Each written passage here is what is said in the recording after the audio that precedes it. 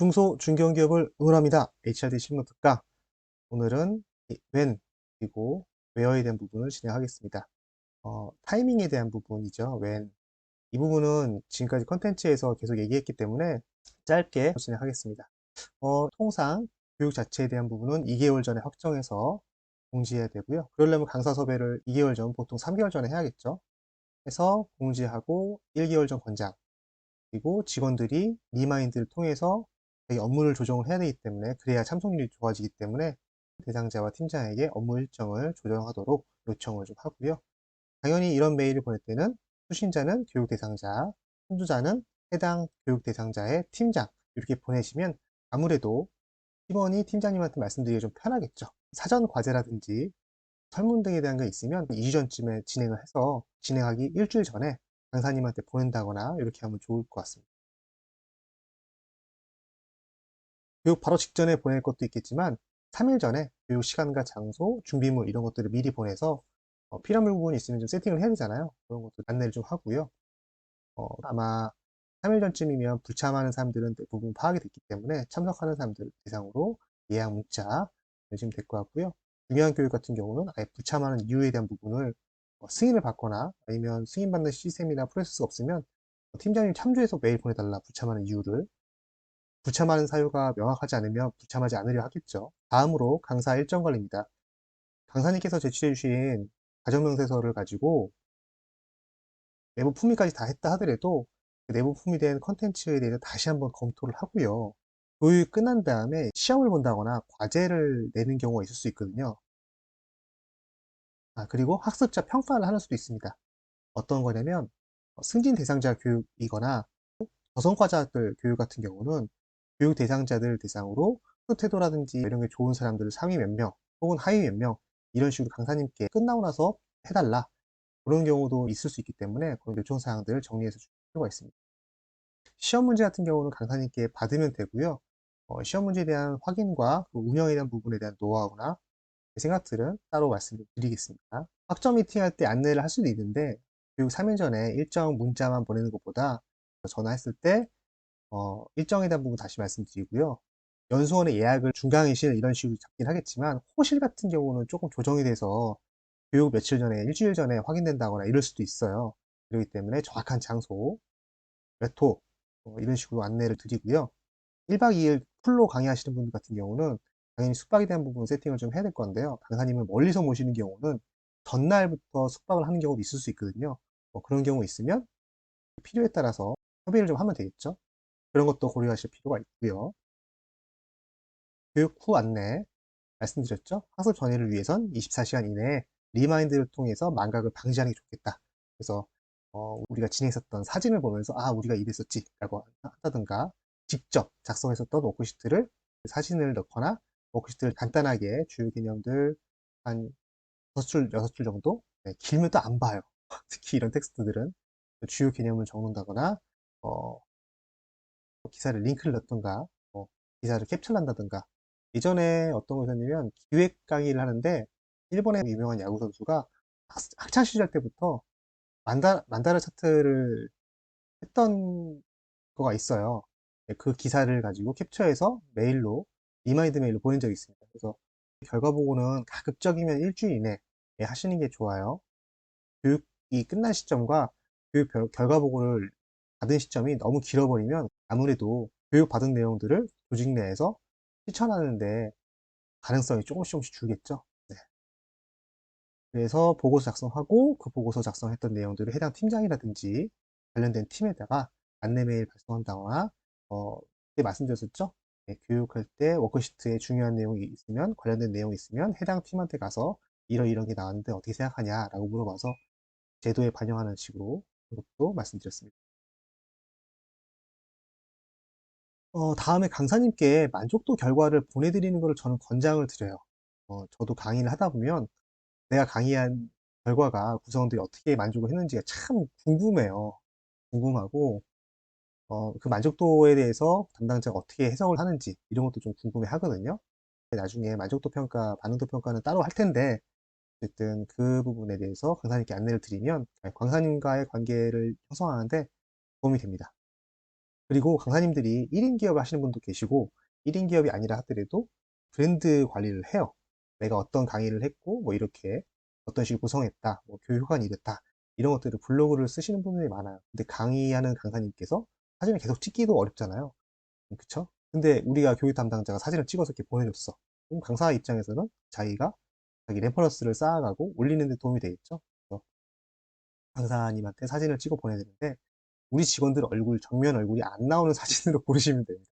혹은 우리 회사 직원의 얼굴이 나왔을 경우는 반드시 얼굴에 블라인드 처리해 주시기 바랍니다. 하거나 처음부터 블라인드 처리해서 주시거나 이러시면 좋겠죠. 이렇게 보내기만 하면 되냐? 우리가 이 관계를 왜 만들겠어요? 좋은 강사님, 우리한테 적합한 그 강사님에게 다른 강의를 의뢰를 하려면 관계를 만들어야 되니까 그렇지 않겠습니까? 그리고 정말로 괜찮은 강사님 같은 경우는 또 네트워크도 좀 잘 돼 있어요. 추천받을 수도 있기 때문에 강사님과 관계를 맺는 거니까 그러려면 강사님에 대한 사전 정보를 좀 알아둬야겠죠. 그래서 사실 점심시간이나 이런 때 강사님이랑 얘기하면서 요즘 어떤 강의 많이 하시냐, 시장에 대한 것도 물어보면서 그러면 본인이 어떤 강의를 했다라는 얘기를 하시잖아요. 그랬다가 그런 교육이 우리한테 적합하겠다 그러면은 나중에 그 관련된 명세서라든지 자료 좀 보내주시면 다음 무슨 교육할 때 참고 좀 하겠습니다. 이렇게 해서 해놓으면 보내줘요. 강사님도 영업을 해야 되기 때문에 보내줍니다. 네, 하실 필요가 있고요. 교육 끝나고 나서 어떤 활동을 하면 좋을까요? 라고 의견을 구하는 것도 좋습니다. 물론 강사님께 아이디어를 구하거나 사례를 들었을 경우에는 그것을 우리가 실천하고 실천한 결과도 다시 공유해 주는 게 좋겠죠. 그래야 다음번에 더 좋은 관계로 만나뵐 수 있을 것 같습니다. 다음으로 외워 교육 효과를 높이기 위한 장소 선정입니다.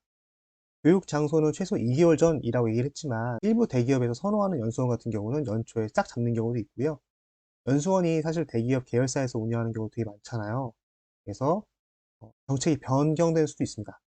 얼마 전에도 연수원을 잡으려고 신세계 연수원을 물어봤더니 작년 11월인가부터 외부 대관 안 한다 라고선 연락이 왔어요. 저희 회사랑 가까운 롯데연수원 같은 경우도 리모델링 후에는 계열사들만 교육을 한다 라고 바뀌는 경우도 있고요. 하기 때문에 교육 장소는 미리미리 알아보시는 게 혼란을 좀 방지하는 상황이 되고요. 급하더라도 2개월 전에 예약을 한다고 해서 전화해서 예약하겠습니다 라고 해서 바로 예약이 다 되는 게 아니라 예약한 후에 뭐 예약하는 문서들, 서류들 왔다 갔다 할 때까지 가예약이거든요. 그래서 어, 가예약을 먼저 해놓고 몇 군데 더 알아봐서 그 중에서 예약을 하고 나머지는 이제 예약 취소를 하고 이런 식으로 진행을 하시겠습니다. 그리고 그 연수원을 처음 사용하는 경우는 반드시 답사를 해야 되는데요. 그 답사할 때는 연수원과 연수원 근처에 어떤 시설이라든지 상황들까지도 답사하는 것을 권장드립니다. 변수가 있을 수가 있어요. 그 내부 교육장을 하는 경우는 아무래도 직원들이 친숙하고 직원들이 업무상 변수가 생겼을 때 업무상의 변수를 대응하는데 용이하겠죠. 대신에 그만큼 학습자들, 직원들이 업무상 이탈하려고 하는 성향이 강해질 수 있기 때문에 그렇게 하지 않기 위해서 팀장님들께 교육에 대한 부분을 안내를 드리고 직원들도 가급적이면 이탈하지 않도록 사실은 직원들도 교육을 받고 싶어요. 얘기를 해보니까. 교육이 자신의 역량 개발을 하는 거고 자신의 몸값을 키우기 위해서 굉장히 중요한 기회다라는 것을 직원들도 참 잘 알아요.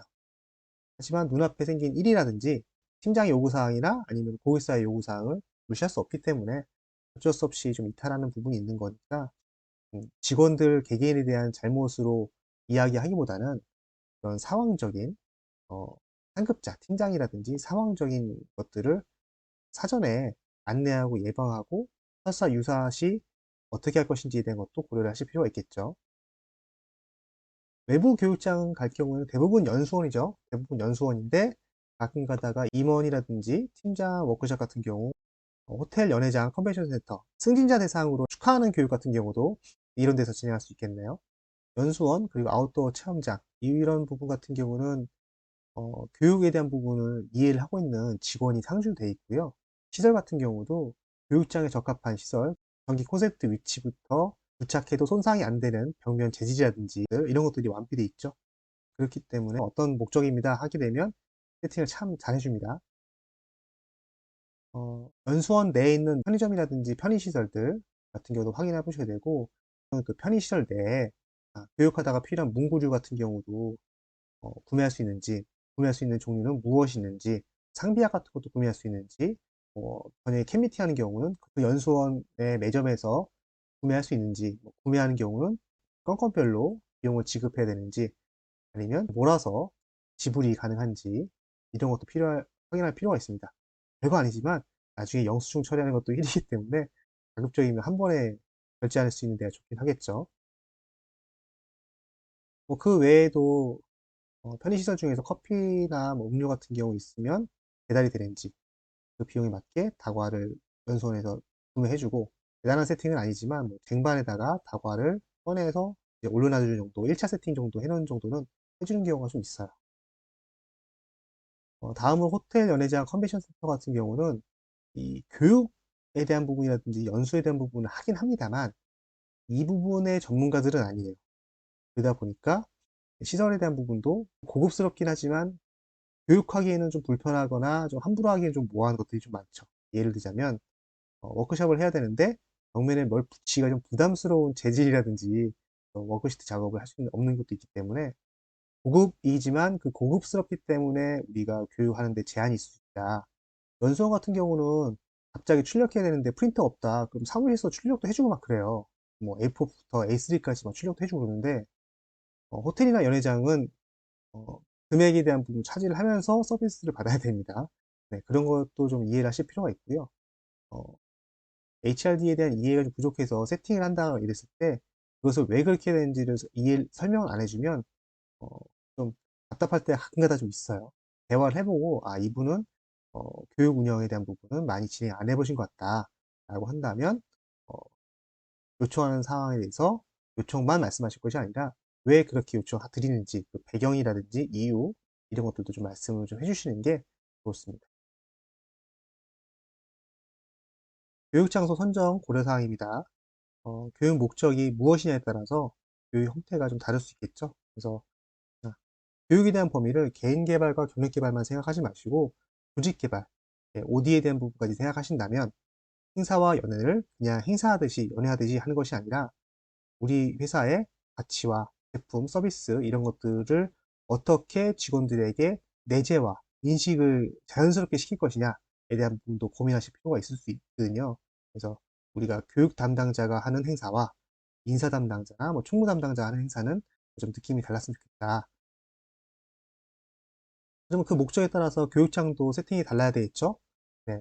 강사의 거의 일방적인 강의를 듣는 혹은 특강, 스쿨식으로 하는 게 효율적이겠죠? 네. 하지만 직원들끼리 이야기를 통해서 내재화한다거나 공동의 작업을 통해서 이 교육받은 내용들을 성공시킬 수 있다 라는 자신감을 얻는 것들이 중요하거든요. 그렇기 때문에 조별식이나 액티비티 등 이런 것들을 고려할 필요가 있습니다. 아까 호텔 연회장 벽면에 대한 얘기를 했는데, 이 벽면 활용에 대한 부분이 안 된다면 이젤을 갖다 배치한다던가 이런 것도 좀 필요할 수 있잖아요. 그래서 벽면 활용이 되는지 안 되는지, 뭐 음향에 대한 부분과 조명, 책상에 대한 부분은 아무래도 행사나 연회 때 좀 신경을 쓰실 필요가 있겠죠. 네. 그 다음에 교육생 이동 편의성에 대한 부분입니다. 교육장과 식당, 숙소, 우리 직원들이 다녀야 되는 동선이 가급적이면 가까운 게 좋겠죠. 그래서 동선에 대한 부분도 필요하고요. 또한 연수원은 우리만 사용하면 참 좋은데 우리만 사용하는 게 아니다 보니까 다른 곳에서 어떤 곳에서 교육을 하는지, 어떤 형태로 교육하는지 이런 것들을 좀 잘 좀 고려해 달라라고 연수원이랑 상의한다거나 확인하실 필요가 있습니다. 그리고 추가 시설로 뭐 분반 토의장, 아웃도어 접견실 이런 식으로 쭉 알아보실 필요가 있고요. 숙박시설도 확인해 보셔야 되는 게 1박 2일 같은 경우 숙박시설 안에 어떤 것들이 비치가 돼 있고 직원들이 어떤 물건들을 가지고 오셔야 되는지 이것도 확인하실 필요가 있기 때문에, 회사와의 거리가 너무 멀면 직원들이 좀 불편할 거고 너무 가까우면 팀장님들이 그 소환수를 하실 수 있기 때문에 너무 가까운 것도 별로 좋진 않겠죠. 제 개인적인 생각입니다만 한 30분에서 1시간 이내, 그 사이가 딱 적당한 것 같습니다. 어, 전국에 프랜차이즈라든지 사업소가 있는 곳 같은 경우는 회사와의 거리라기보다는 전국에서 몰렸을 때에 몰렸다가 다시 또 나가야 헤어지는 그 편의성이 좀 필요하잖아요. 그런 경우에는 포레인에서 운영하는 연수원이 있습니다. 그런 것도 좀 알아보실 필요 있고요. 이탈 방지 대책에 대한 부분은 뭐냐면 연수원 근처에 치킨집이라든지 호프집이라든지 있는 경우가 이렇게 있어요. 또 그러면 가지 말라 해도 좀 가는 경우가 좀 있거든요. 그게 좀 우려된다거나 좀 직원들이 성향이 있다 싶으면 연수원에서 혹시 연수원 문을 언제 닫냐, 그러면 문 닫은 다음에 배달은 되냐, 이런 식으로 물어보셔서 직원들이 좀 과한 음주를 한다거나 이런 변수가 생기는 것들을 방지할 필요가 있습니다. 아시죠? 네, 교육 중에 사고 나도 산재입니다. 네, 교육장 대관할 때 어느 타이밍에 뭘 해야 되냐, 이거에 대한 얘기를 하겠습니다. 가예약 말씀드렸는데 강사 섭외나 사내 일정에 따라서 변경할 수 있다는 것을 전제로 가예약이 가능하니까 전화로 가예약 잡아놓고 전화 다시 해서 확정을 하겠다라고 한 다음에 서류 달라, 필요한 서류를 진행하시면 되겠습니다. 교육 일주일 전쯤에 강의실 호수가 정해진다고 했잖아요. 그래서 그때쯤 전화하시면 될 거고요. 아니면 전화가 올 겁니다. 네, 예상 인원에 대한 식수 말씀하셔서 어, 식자재 구매에 대한 부분 아마 얘기를 하실 거고요. 숙박에 대한 부분도 조율을 해야 될 겁니다. 교육자 세팅을 몇 명이 들어갈 거고, 전진 배치해달라, 후진 배치해달라, 교육 담당자 테이블 세팅해달라, 뭐 노트북을 쓸 거니까 뭐 멀티탭은 어떻게 해달라, 뭐 U자로 할 거다, 뭐 풀식으로 할 거다, 뭐 등등 교육자 세팅에 대한 부분 얘기 좀 하실 필요가 있고요. 만약에 연수원에 있는 매점에서 다과가 된다, 그러면 1일차를 다과를 얼마치를 세팅해서 달라, 이렇게 얘기를 할 수도 있겠죠. 교육 1일 전에는 전화 한번 하셔서 내일 교육인데 확인차 전화 드렸습니다, 교육차 세팅 다시 한번 확인하실 필요가 있고요. 보통 교육 담당자들은 아예 1일 전에 오거나 아니면 일찍 오셔가지고 세팅을 하시죠. 세팅을 할 때 내가 하는 거 말고도 연수원 측에서 입구에 안내판이 잘 되어 있는지, 입구 안내판에 있는 명칭이 회사 이름이 길거나 복잡하면 잘못 나가는 수도 있어요. 그렇기 때문에 입구 안내판의 명칭이나 가정명이 잘 되어 있는지, 기자재 같은 경우 PC나 음향 마이크 이런 거 쓸 때 문제는 없는지, 이런 것들을 다 확인하실 필요 있고요. 다음으로 교육을 시작하게 되면 입관 인원이 확실히 보이잖아요. 눈앞에 출석부도 다 적어놨을 테고, 연수원 담당자한테 문자 보내서 몇 명 들어왔습니다, 뭐 이런 식으로 살짝 안내해 주는 게 좋아요. 일주일 전에 예상 인원 식수와 실제 교육 인원이 좀 차이가 많이 날 경우에는 그냥 안내만 하는 게 아니라 물어보세요. 음, 이미 식수에 대한 부분은 어떻게 조절했는데 이거 혹시 금액 조정 가능하냐고. 그러면 1일차는 어쩔 수 없습니다 하더라도 2일차라도 조정해 볼게요 라고 하게 되면, 2일차 예를 들어서 10명 차이가 나는데 5명치만 좀 빼드릴게요, 이렇게 조절될 수 있어요. 그러면은 아침 점심 5명만 빼도 돈이 한 10만 원이잖아요. 그러면 그게 어딘데요? 다 돈인데. 이렇게 조정을 하실 필요가 있고요. 숙박 키 같은 경우는 전날 다른 곳에서 어, 사용했었기 때문에 통상 점심 먹고 나서 키를 받아가시면 될 겁니다. 교육 종료일 같은 경우는 마지막 식사 후 비용 정산하는 게 통상적입니다. 왜냐면 그것도 변수가 있을 수 있기 때문에. 교육 후에는 정리정돈을 하시는데 우리가 다 할 수는 없잖아요. 그래서 교육 끝날 때 직원들한테 간단하게 책상 위에 있는 무엇무엇만 정리해달라, 명찰은 나가실 때 입구 어디 쪽에 바구니 났으니까 안에 있는 속지를 빼서 그건 따로 버려주시고 나머지 명찰만 그쪽에다 위에다 올려주시면 감사하겠습니다. 이렇게만 해도 굉장히 좋습니다. 어차피 짐 정리하면서 하는 활동들 정도 수준이기 때문에 직원들이 많이 도와주실 겁니다. 이상으로 오늘 웬과 웨어에 대한 부분을 마치겠고요. 다음으로는 어드민 해가지고 교육 운영을 위한 행정관리, 실제적인 양식들, 사례들을 가지고선 이야기를 해보도록 하겠습니다. 감사합니다.